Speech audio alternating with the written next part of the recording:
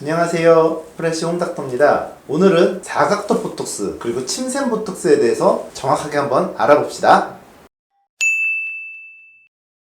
보톡스 중에서 가장 많이 하는 보톡스 중에 대표적인 거 사각턱 보톡스죠. 흔히들 V라인이 되기 위해서 사각턱 보톡스를 많이 맞습니다. 그러나 사각턱 보톡스를 맞는다고 누구나 이렇게 V라인이 될까요? 사각턱 보톡스가 정말 필요한 사람은 정면에서 봤을 때 얼굴 뒷부분에 얼굴이 이렇게 튀어나와 있는 분들, 특히나 이렇게 손을 한번 대보고 이렇게 씹어봤을 때 손이 이렇게 왔다 갔다 할 정도로 근육이 굉장히 발달해서 뒤쪽 부분이 이렇게 하관이 발달되어 있는 이런 분들한테는 적절합니다. 즉 얼굴 뒷부분이 이렇게 튀어나와 있어서 이 부분이 들어감으로써 정면에서 볼 때 얼굴이 작아지고 때로는 V라인이 될 수 있는 효과를 얻게 할 수 있다는 거죠. 사각턱 보톡스가 필요하지 않은 분들, 무조건 사각턱 보톡스를 맞는다고 역시나 얼굴이 작아지고 V라인이 되는 건 아니라는 거죠. 즉 뒤쪽에 있는 저작근이 많이 발달하지 않아서 뒤쪽 부분이 많이 볼록하지 않은데도 불구하고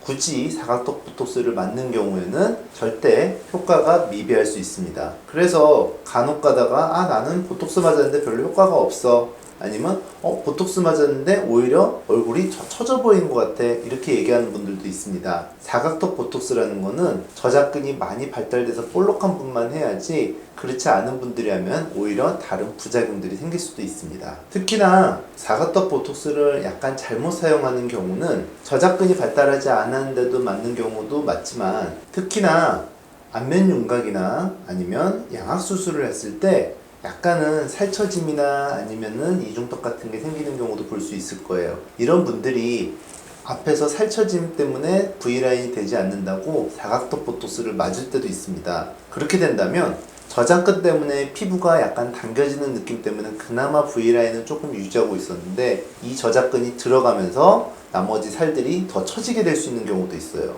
그러면 뒤쪽 부분은 이렇게 완전히 꺼져버리는데 앞으로 살들이 다 몰려가지고 오히려 굉장히 보기 싫어지는 경우도 있답니다. 이런 경우에는 꼭 원장님과 상담을 하신 후에 시술하시기를 저는 추천드려요. 사각턱 보톡스는 사실 부작용이 그렇게 많지는 않은 듯 해요. 사각턱 보톡스를 맞았을 때 저작근이 제대로 움직이지는 않다 보니까 우리가 딱딱한 거를 먹거나 아니면 고기 같은 질긴 것들을 먹을 때 턱관절에 피로도가 금방 오기 때문에 굉장히 뻐근함을 느낄 수도 있고요. 또 그런 뻐근함을 느끼는데도 불구하고 계속 많이 씹어서 오히려 얼굴의 다른 앞면에 있는 다른 근육들이 커져서 머리가 조금 커 보인다든지 약간 다른 부분에 근육들이 발달하게 되는 경우도 있습니다. 또 사각턱 보톡스를 맞았을 때 턱관절이 좀 약하신 분들 같은 경우에는 굉장한 통증을 유발할 수도 있습니다. 또 보톡스를 맞음으로써 근육이 작아지니까 역시나 피부 처짐 등이 발생해서 오히려 V라인이 되는 게 아니라 정면에서 볼 때 얼굴이 처진 듯한 느낌을 받게 되는 경우도 있을 수 있어요.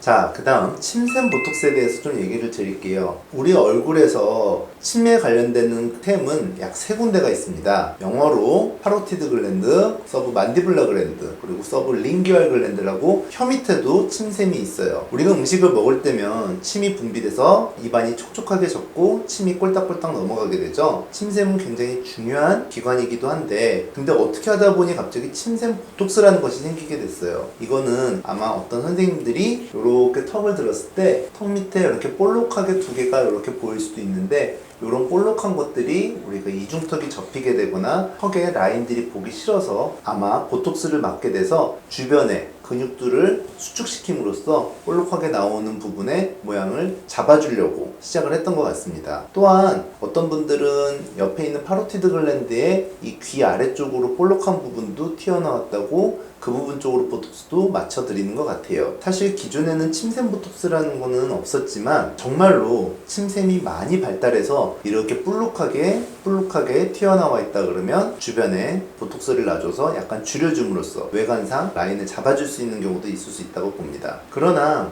이게 모든 사람들이 필요한 경우가 아니고 침샘이 너무 과도하게 부풀어 있거나 많이 발달했을 경우에만 필요한 거지, 일반적인 분들이 만약에 침샘 보톡스를 많이 자주 맞는다고 했을 경우에는 정상적인 침 분비 기관이기 때문에 침 분비가 제대로 이루어지지 않고 배출이 되지 않아서 아마 부작용을 겪을 수도 있어요. 역시나 마찬가지인데 정상적으로 우리가 특별하게 이중턱이 더 많이 생기게 되거나 볼록하게 보이지가 않는데도 불구하고 무조건 침샘에 침샘 보톡스를 맞게 되는 경우에는 침이 제대로 분비가 되지 않아서 잘못하면 부풀어 오르거나 아니면 맛있는 걸 먹으려고 할 때 여기가 통증이 오는 경우도 있답니다. 그리고 귀 옆쪽으로 얼굴이 이렇게 튀어나와서 얼굴이 커 보이는 분들의 경우에도 사각턱 보톡스를 맞게 되는 경우도 있지만 침샘 보톡스라고 해서 추천하는 경우도 있을 수 있는 걸로 알고 있습니다.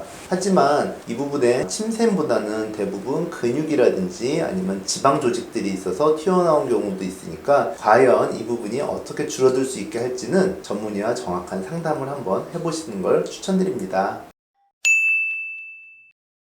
그래서 오늘은 사각턱 보톡스와 침샘 보톡스에 대해서 간단하게 한번 알아봤어요. 과연 어떻게 맞아야 내가 옳게 맞는 것인지를 알고 맞는 게 참 중요하다고 생각을 합니다. 무조건적인 시술은 하지 마시고 한번 정확하게 나에게 필요한 시술이 뭔지를 상담 후 받아보시길 바랄게요. 오늘 여기까지 하겠습니다.